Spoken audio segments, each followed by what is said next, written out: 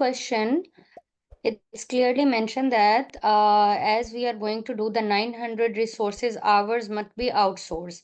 So once there is an internal policy that all the providers must be given the same information, so this thing have to be discussed under the bidder conference when we are doing with the providers.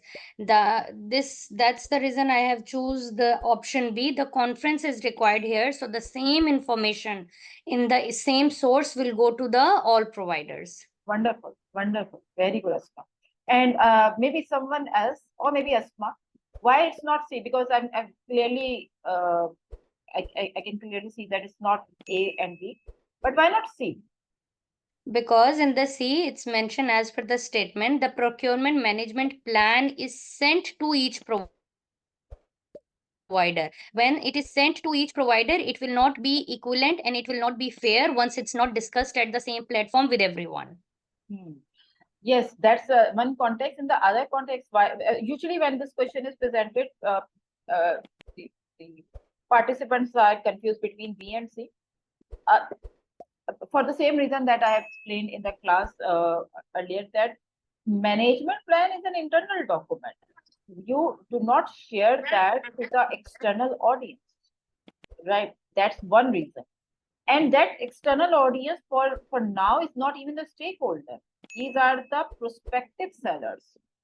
These are not even the sellers. They are not even the stakeholders.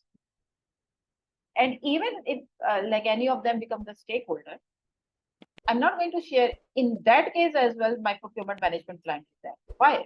Because procurement management plan is my internal document as a buyer organization. Why would I share my confidential information to the seller? It would have financial information. It would have my organizational policy, procedures, certain aspects that is not meant for everyone's size. So management plan is never shared to the external audience ever. It's meant for the project team, right? And the other aspect is the same as explained by Asma, that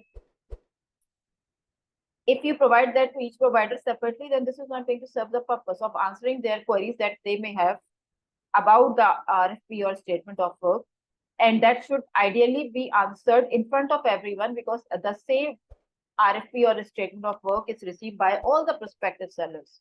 So to ensure the transparency, the fairness, the honesty of responses on the professional conduct and ethical conduct as well, bidder conference is a mechanism of ensuring professional conduct, professional and ethical conduct via fairness and honesty. So that's why it's B. Hold direct negotiation with each provider. This is exactly the thing we are avoiding by doing bidder conference, that we are not going to speak to each of the providers separately. This is not going to ensure transparency. C is already out. And why not D? Have each of the provider added to the stakeholder register. Why would I add my prospective sellers to stakeholder register? They are prospective sellers as of now. They are not my stakeholders. They would become a stakeholder once they qualify the seller evaluation process, which has not been done so far. We are still in the planning phase.